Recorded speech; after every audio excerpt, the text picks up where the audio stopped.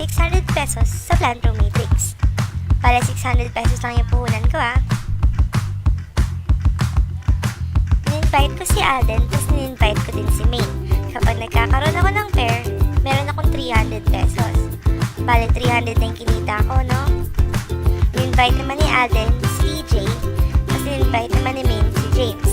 In-invite niya din si Nadine, kaya nagkaroon ng pair si Main at 300 pesos. Bibigyan niya ako ngayon ng isang head. Si Alden naman in-invite si Catherine. So, nagkaroon ng pair si Alden at 300 pesos, so bibigyan din niya ako ng isang head.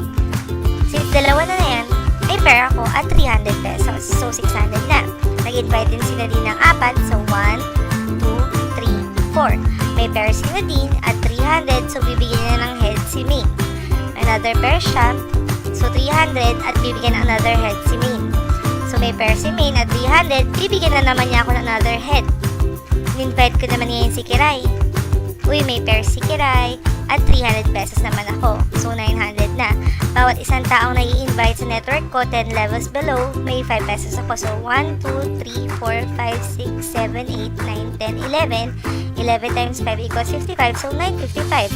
1, 2, 3. Tatlo ang na-invite ko. Every after invite ko, may 50 pesos ako. So dalawa yan. 2 times 50 equals 100. So, instead of 955, ang kinita ko na ngayon is 1,055. O, diba, hindi pa lahat nakaka-invite. Bawing-bawi na yung 600 pesos ko. Bongga, diba, hindi pa kasama yung mga ibang bonuses dyan. At saka hindi pa kasama yung loading business at yung data entry, diba, bongga? Diyos kayo ko lang kung hindi ka pa kumita.